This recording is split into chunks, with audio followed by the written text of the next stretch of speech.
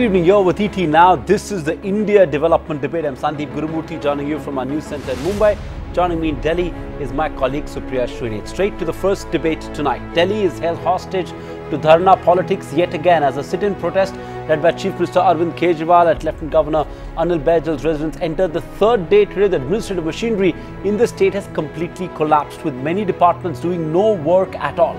Kejriwal calls it his surgical strike against those who want to punish the voters of Delhi, asserting that the agitation will continue until their demands are met. The Aam Aadmi Party chief has accused Prime Minister Modi of using Baijal and the bureaucrats to ensure that the Delhi government remains dysfunctional.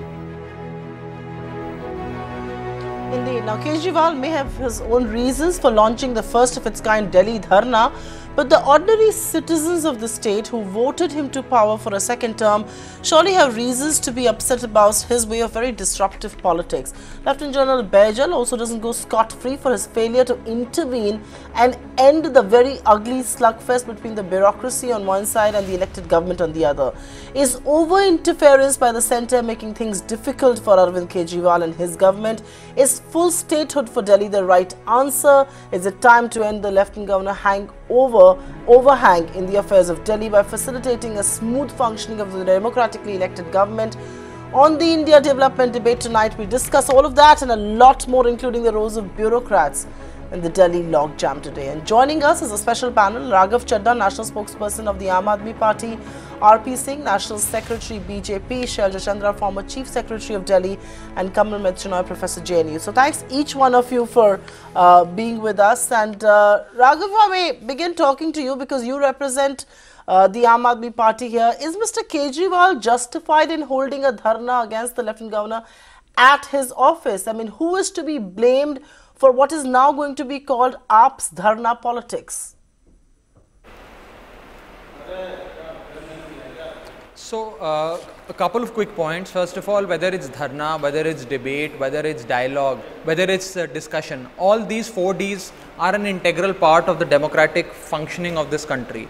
Number one. Number two, what is the one thing that Mr. Kejriwal is demanding? He is only saying that the bureaucrats, the IAS, who are duty bound to work as per the directions of the ministers, should at least come and attend the meetings called by the ministers and do the development work that the government of the day has been elected to do. Now, it's been 123 days that the bureaucrats of the Delhi government have boycotted every meeting that the ministers of this government have called. So, Mr. Kejriwal's demand is very legitimate, and he has begged, borrowed, pleaded, requested, instructed. He has done everything possible before the LG and said, please let these guys come to work. Please ensure that they start attending their meetings, because services, the Department of Services, which comprise of all these bureaucrats, their transfer, their posting and issuance of directions, etc., falls under the ambit fairly and squarely of the Lieutenant Governor. So he is the boss of the bureaucracy, and he is the only one who can ensure compliance of the directions of the ministers.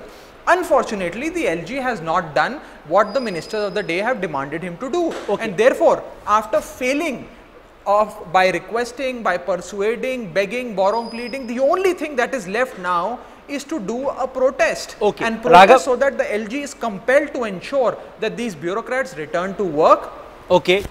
I take that point, Raghav Chadha. Let me get an opening remark from the BJP before I take it to the experts on the panel. R.P. Singh, there you heard there Raghav Chadha of the Aam Aadmi Party. The constant complaint of the Aam Aadmi Party government is that the central government, the Modi government, is remote controlling IAS officers, and they want the LG to act against IAS officers who refused to work with ministers for the last 113 days. Should the LG intervene? Should he not act against IAS officers who are on strike and not willing to work with the ministers who are elected representatives of the people of the state of Delhi?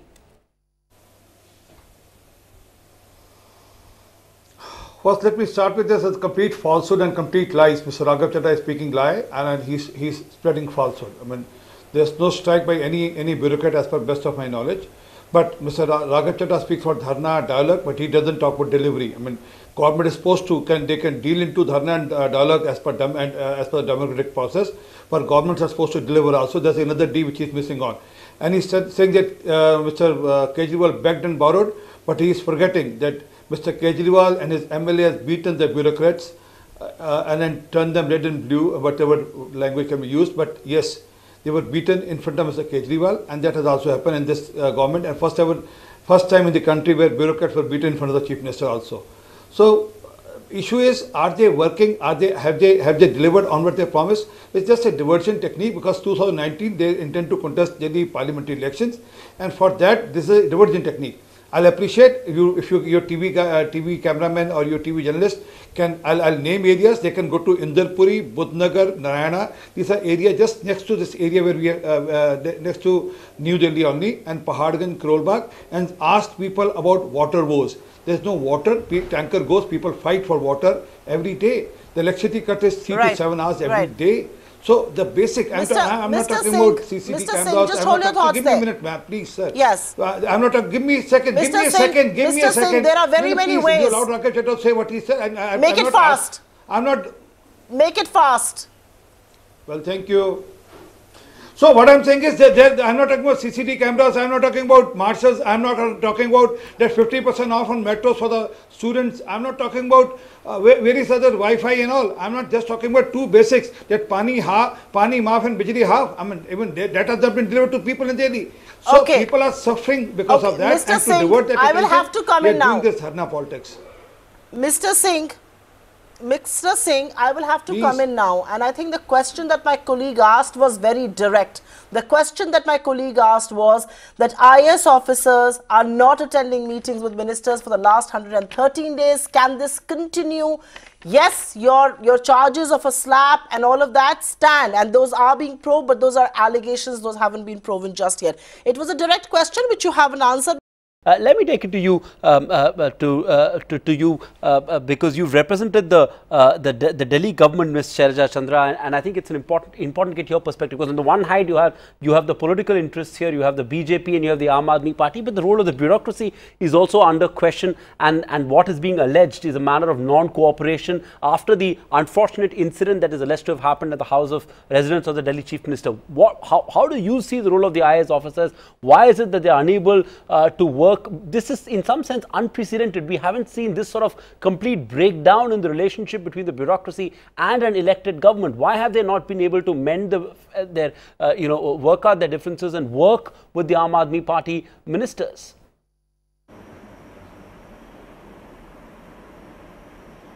Well, you know, I think the statements that are being made on the presumption that all that you're saying has happened.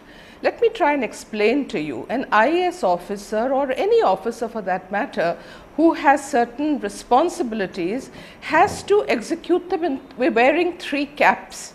One is the cap of doing your duty, and that is absolutely written down in black and white. Not doing your duty is questionable and it can lead to disciplinary action.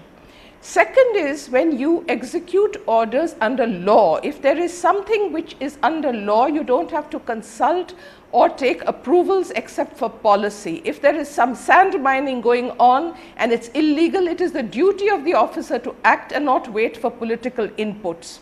The third is a give and a take. It is called courtesy, it is called a relationship, it is called coordination and collaboration. I think the breakdown is not in number 1 or in number 2. The normal day-to-day activities are going on because otherwise you would not be having the services that people are expected to get. However, the political element is completely missing. If the political element is missing, officers will only do as much as they feel the schemes and projects require them to do. They will not stretch out to do something more, which it is the duty of politicians to lay down what they would like done in terms of government policy. Now, the give and the take is the most important. There have been many chief ministers in Delhi, there have been many cabinet ministers with whom I have worked, also with all IAS officers work.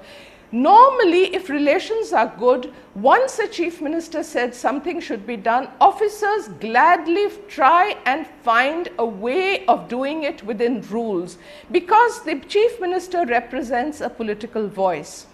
Now, if there is a breakdown and there is suspicion and there is a lack of trust and there is in fact mistrust after an unprecedented, it could be an allegation, but I don't think the Chief Secretary comes out in great colors by saying I was beaten up. Nobody likes to say that he's beaten up. It looks very foolish. After all, you have a personal security officer and you are the head of the civil service. There's no way that you would take pride in making such a statement.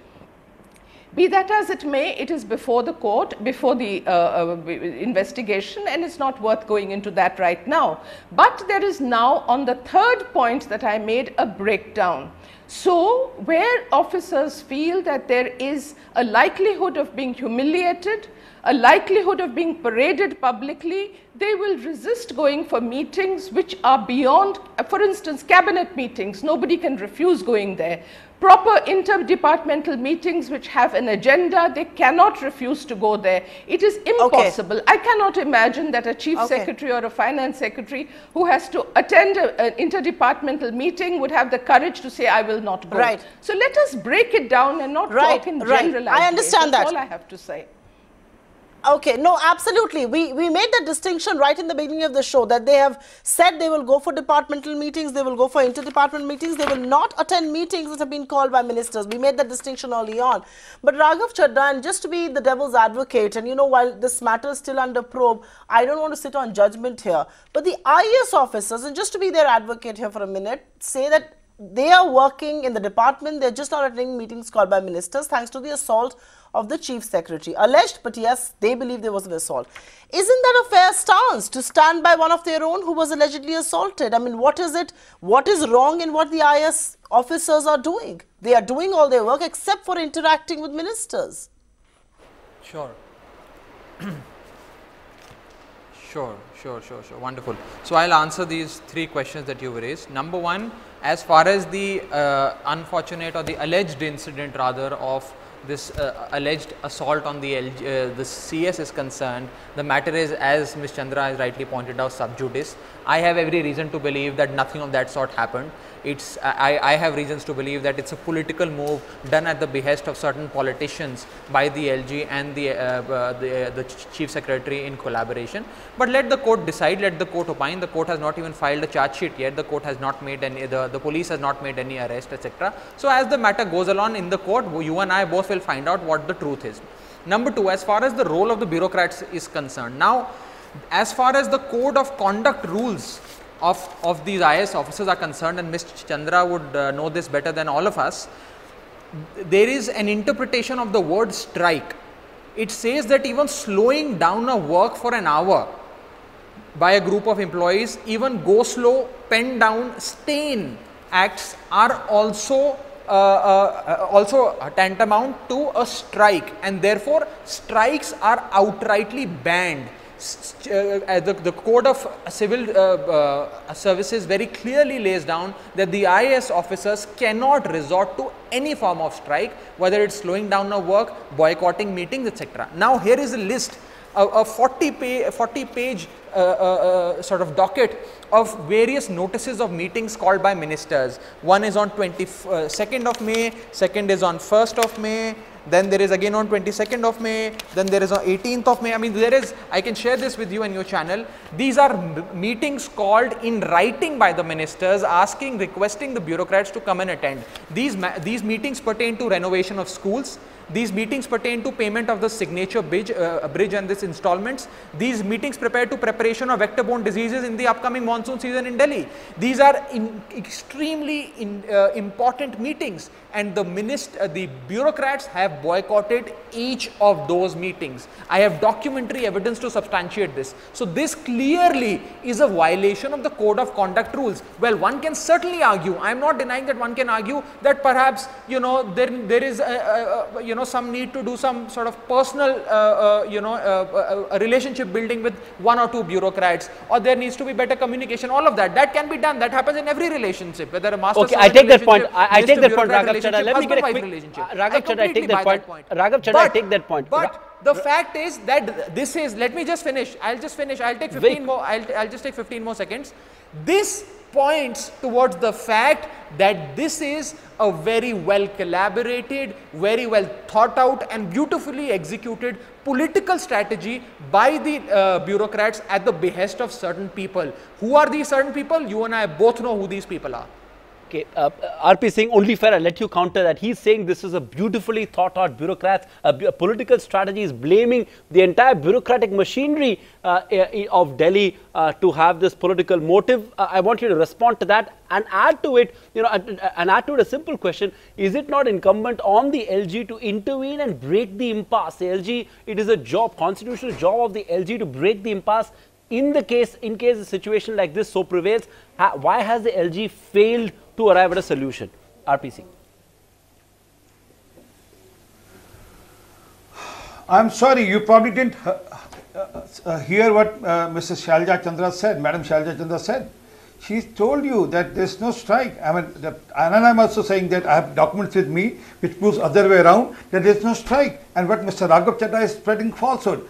I mean, if you call a person at 8:30, 7:30, 9:30, 10:30, 11:30 at night, he's not bound to come to you after what happened at the Chief Minister's house. They refuse to come, and they have reason to believe that they will not attend the meeting at the residence of the ministers. I mean, there are offices. There is a proper office and there is a proper administrative office. There the meetings can happen. But you call a secretary at home and then you thrash him up. Who will come? I mean, although they might say it's alleged, but they say that we don't want to be thrashed. So that's the reason. And also, sir, please, they're talking about three things he mentioned. He spoke about dengue, the vector-borne disease.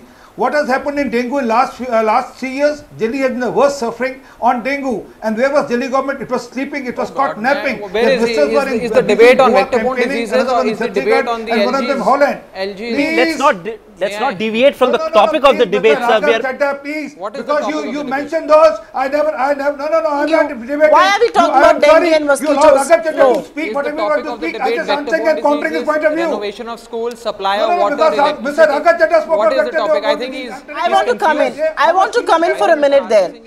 Down their audio and up my audio. I'm telling my director to do that. 1 second. Mr. RP Singh, look at the tone and tenor of our discussion. Our debates are supposed to be fertile. We like putting solutions on the table. We are not one of those channels where one outshouts the other.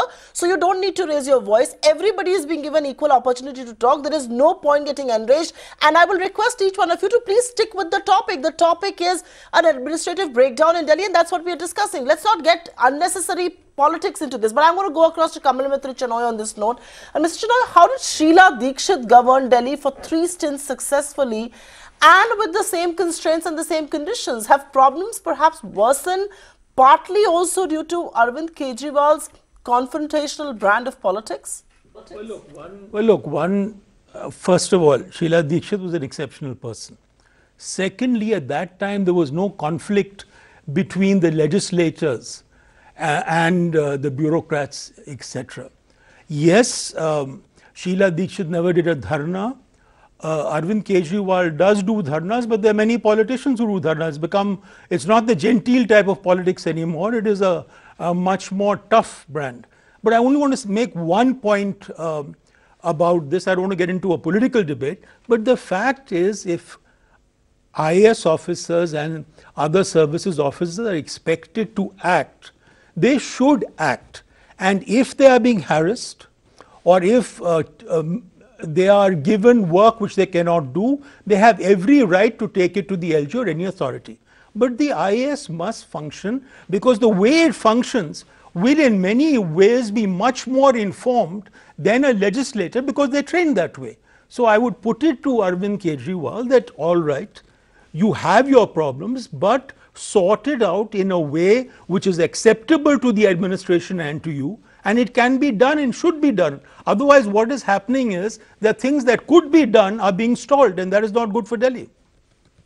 I take that point, Professor Gurumurthy. Let's move ahead and talk about this is an issue that hopefully will get resolved, but the larger issue is on full statehood of Delhi, and that debate is back again. Shailja Chandra, comment on that. The campaign for full statehood for Delhi is old, but never before has it acquired the political tenor that it now has with Aam Aadmi Party and the BJP government on war path. AAP, of course, has drafted a statehood bill and sought public opinion, besides, of course, moving the Supreme Court. Ironically, BJP is the original party that moved for statehood, introduced a bill back in 2003. What's the way out? Is that the solution to this constant sort of turf war that we're seeing?